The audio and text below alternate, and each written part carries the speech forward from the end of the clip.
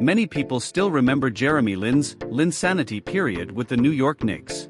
In just a few games, Lin burst onto the scene, delivering performances that shocked the world. He became the first Asian American guard to firmly establish himself in the NBA. During the first 10 games of Linsanity, Lin averaged 24.6 points, 4.1 rebounds, 9.2 assists, and 2.4 steals per game. Numbers that are almost on par with legendary players in NBA history. However, after getting injured, he suddenly lost that magic and was never able to replicate that incredible level of performance.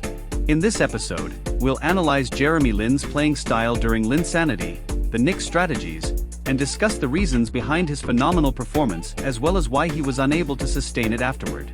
Many fans familiar with the story of Linsanity know the circumstances that led to Jeremy Lin getting his opportunity. Due to injuries to several key players on the Knicks, especially in the backcourt, the team had no choice but to turn to Lin, who was at the end of the bench. After performing well in his first game, Coach D'Antoni gave him significant playing time. Jeremy Lin seized this rare opportunity and made a name for himself. However, getting the chance to play was merely the catalyst. The real key to Linsanity lies in Lin's abilities, his playing style, and how well he fit into the Knicks system. From a personal skill perspective, Lin's ball handling, finishing ability, and shooting accuracy were all at a level comparable to that of an average NBA starter. There are many guards in the NBA who possess similar skills.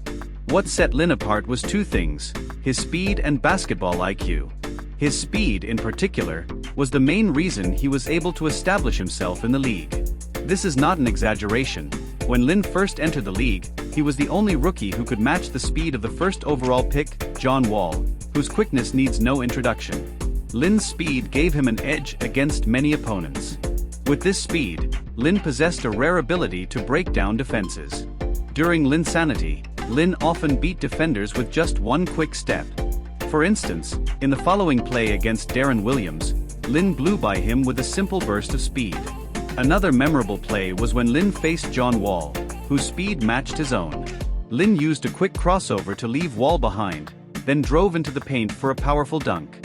This supercar style of play, which relied more on speed than intricate moves, made Lin difficult to defend. No matter how skilled a defender might be, they couldn't stop him if they couldn't keep up with his speed. It's worth noting that some defenders even backed off to give Lin space for a three-pointer, but Lin would still drive right past them after accelerating. In the following play, after Lin gets going, the defense had no chance of stopping him. Even though his three-point shooting was not the most accurate, Lin's speed allowed him to break down defenses with his drives. In addition to his half-court penetration, his speed made him a significant threat in transition. In the following clip, after making a steal in the backcourt, Lin outran the defense for a coast-to-coast finish, even though the opponent had already reacted quickly to try and stop him. The second key factor is basketball IQ.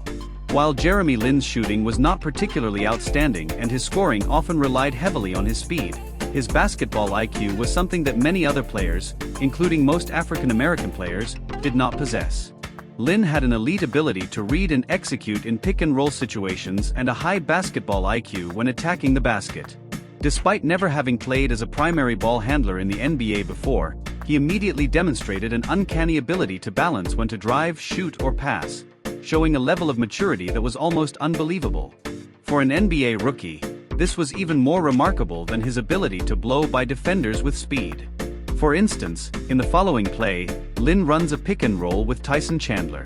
After his teammate rolls to the basket, Lin delivers a beautiful bounce pass, placing Chandler in a deep position to receive the ball and draw a foul. Pay attention to Lin's pass in this play, it's very subtle and direct. During Linsanity, Lin frequently executed this kind of pick-and-roll with his teammates, and it was highly effective. Another example is this play where Lin, using his speed advantage, splits two defenders, drives to the basket, and draws the help defense. Despite losing sight of his target, he finds the open teammate in the weak side corner, who then hits the three-pointer. This play is a great example of basketball IQ and passing skill. When evaluating a guard's ability to drive and dish, it's not just about the pass to the big man inside. It's plays like this, finding the open man on the weak side under defensive pressure, that truly demonstrate that ability. Additionally, one of the most impressive aspects of Lin's game was his ability to consistently make the right decisions on nearly every pick-and-roll possession. Whether it was pulling up for a mid-range jumper against drop coverage, passing to a teammate in a good position, or exploiting a mismatch by attacking a hedging defender, Lin rarely made a wrong decision. This kind of mature defensive reading ability is extremely rare for a player who had just started playing in the NBA. The above factors form the personal foundation of Lin's sanity, and are the internal reasons why Jeremy Lin was able to break out. But with the internal factors in place, some external factors were also necessary, and for Lin, that external factor was coach Mike D'Antoni. While the injuries to other players played a role, it was still a bold move by D'Antoni to give an unknown player like Lin a chance. One could argue that in the first game, it was simply a matter of having no other options, but to then hand over the primary ball-handling duties and control of the Knicks' offense to Lin in subsequent games was a rare and daring decision, even in a league known for miracles like the NBA. D'Antoni even designed specific pick-and-roll plays for Lin. In many offensive possessions during Lin's sanity, D'Antoni paired Lin with Tyson Chandler in pick-and-rolls, which proved to be highly effective. A very common strategy during Lin's sanity was to have shooters spread out on the perimeter to create space, with Lin and Chandler running pick-and-rolls at the top of the key. The pick-and-roll duo's offensive threat would draw help defenders and double teams, allowing Lin to kick out to open shooters and involve his teammates. This pick-and-roll driven style of play bears a resemblance to the later Houston Rockets, where the Harden-Paul Capella combination operated in much the same way. It's also important to highlight Chandler's role. As the former championship center for the Mavericks, Chandler was arguably the best pick-and-roll big man in the world. His physical presence allowed him to set very effective screens, which was crucial for Lin, who relied heavily on the quality of screens due to his less-than-elite ball-handling skills. Lin needed his teammates to create space for him to accelerate. In the following play, Chandler's screen perfectly neutralized Wall's defense, allowing Lin to gain a positional advantage and successfully complete the play. Chandler was also an athletic and tough finisher, making him an ideal pick-and-roll partner for a guard like Lin, who excelled at driving and dishing. During Lin's sanity, many of Lin's assists came from Chandler finishing at the rim.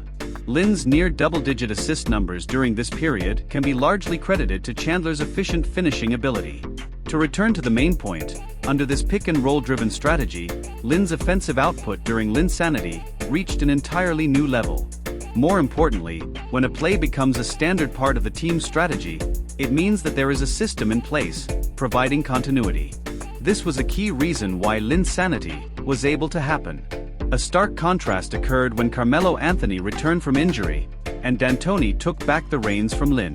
Even with his skills, Lin could no longer replicate the magic of Lin's sanity once the system changed. In conclusion, Lin's sanity was the result of a perfect combination of factors: Lin's personal abilities, the injuries to key players like Anthony, and D'Antoni's bold decision-making. It was a blend of luck and skill that made this miracle possible. Let's discuss why Jeremy Lin was unable to maintain the same level of performance after Lin's sanity. As mentioned earlier, Carmeloanthony's return led to a shift in the team's playing style. The Knicks reverted to a low-efficiency, ISO-heavy offense initiated by the wings. While this style made Anthony's stats look good, it was poor in terms of involving teammates and winning games, fundamentally clashing with D'Antoni's philosophy. However, since Anthony was the only superstar in New York, D'Antoni couldn't make significant changes. After Lin moved to other teams, he never encountered a situation where he was given the opportunity to dominate the ball and lead the offense again, making it impossible to replicate Lin's sanity. Another major reason for Lin's decline was injuries. Not long after Lin's sanity, Lin suffered a meniscus tear, which not only prevented him from continuing his outstanding performances but also effectively ended his career with the Knicks. In the following seasons, Lin suffered over a dozen injuries of various degrees, gradually eroding the speed and explosiveness that were crucial to his game. Without his elite speed, all of Lin's weaknesses were exposed. For example, his inconsistent three-point shooting meant he couldn't compensate for the decline in his driving ability with pull-up shooting, nor could he be an effective off-ball spacing threat. With his speed diminished, Lin could no longer rely on just his ball handling and rhythm to beat defenders. And since teams were not giving him many pick-and-roll opportunities, his core skill from Lin's sanity, driving to the basket, was effectively neutralized. The only aspect of his game that remained intact was his basketball IQ. But no matter how smart Lin played, he couldn't overcome the physical decline. That being said, Lin deserves credit for adapting his game after losing his speed. He quickly developed off-ball skills, leveraging his basketball IQ. During his time with the Brooklyn Nets, his off-ball movement and cutting were particularly smart, and combined with his still excellent passing and court vision, he delivered his best season since Linsanity in 2016-17. However, just as fans were starting to believe that Lin could return to prominence in a new role, injuries struck again, bringing him down once more and ultimately preventing him from ever reclaiming his former self. Looking back, Linsanity seemed like a moment of proof for all Asian American guards, showing that even with limited athletic gifts, one could still become a top guard. But the story that followed reminded us of the harsh reality in competitive sports. Staying healthy is incredibly important.